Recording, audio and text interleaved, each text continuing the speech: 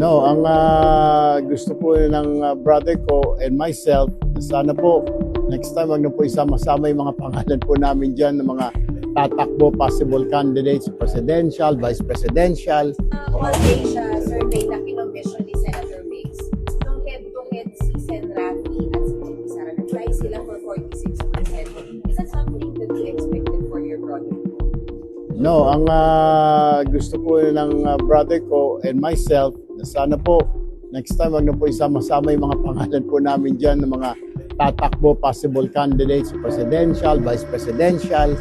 Ang plano lang ho talaga namin, hanggang dito lang po kami sa Senado. Kaya Senator Rafi was also worried last night. Makita po yung lumabas po sa media, sa social media kahapon, at sinasabi po na tayo sila ni Sara. Marami na naman yung problema dyan. Magpapasok na naman po yung mga bashers, mga trolls. Wala naman ho talaga kaplano-plano ho yung kapatid ko. I was talking to him last night.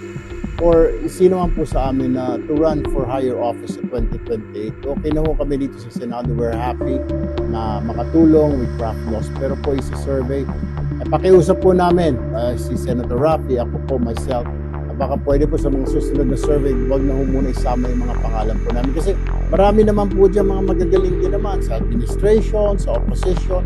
Marami naman po pwede. Kung lalaban lang naman po kay Sara Duterte, ay magagaling naman po ng mga tao pong administrasyon. Sila, ang mga Remulla brothers po, I think they want to run. Nagpahayag na po si Secretary John Vic, sila Senator Risa Ontiveros, di po ba?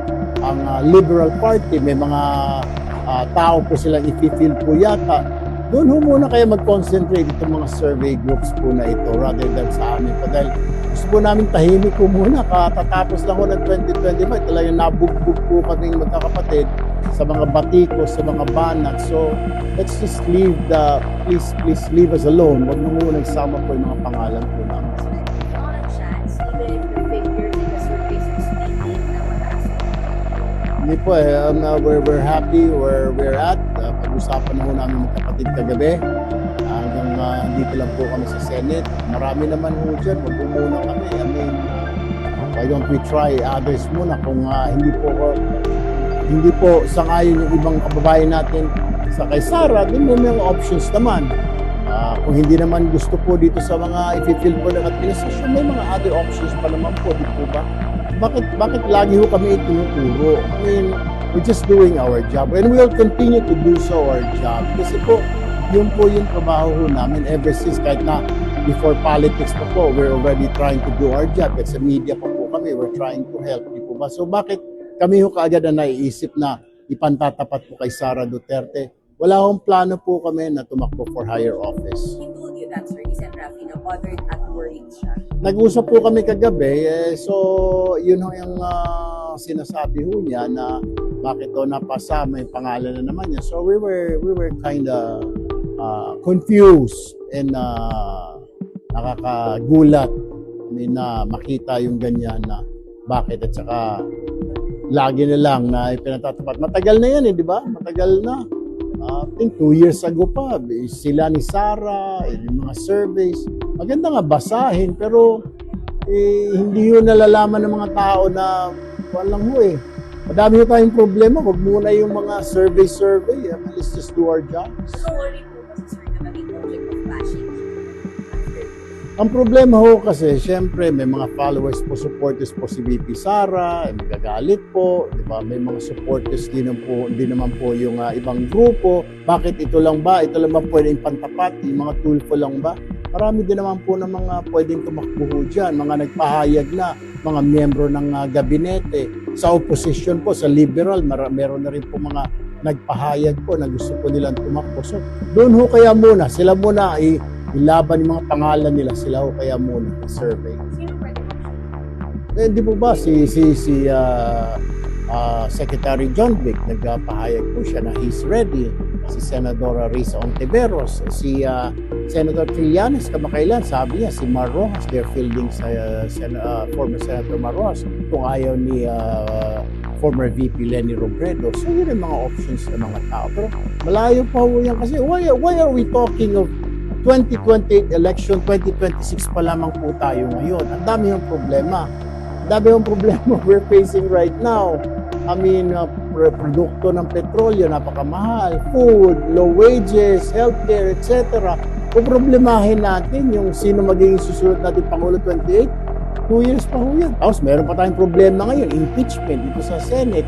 Pagdating ho niyan dito, kung pumasa ho, lumusot po doon. Siyempre, maapektuhan na naman yung schedule ho natin dyan.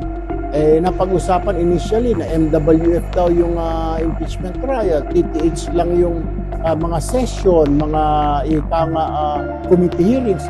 Lalaking kabawasan ho nun, di ho ba? Malaki yung mababawas. Yung mga problema, hindi kaagad natin masusolusyonan because nakafocus tayo sa mga impeachment na yan.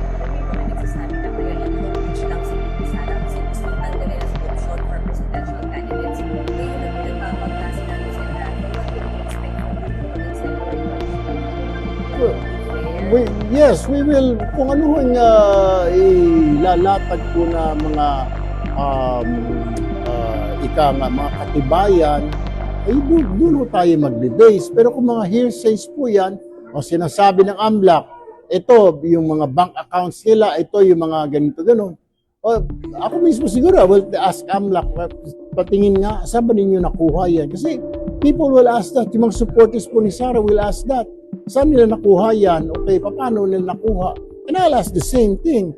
Ako po magtatanong kung ano mga nasa isip ng taong bayan. It doesn't matter kung pro Sara ka, pro Marcos ka. It doesn't matter anymore. I mean, as a judge, you have to be fair. You make your decisions based on the documents or pieces of evidence that you have. So we will have yung prosecutors, I'm sure they will present all these pieces of evidence. Then papasagutin po natin yung defense. O sabi niya ganito, anong sagot mo rito? Di po ba? They will have a day in court. So sir, walang magpapakami sa isip ko kung kayo ay sa Na sakit po sa ulo yan eh. I mean, pagkatapos po nito, yan na naman, mas maganda ho dito sa Senate, di ba? Parang ayaw nyo na ho kami makita. Parang pinapalayas nyo na kami.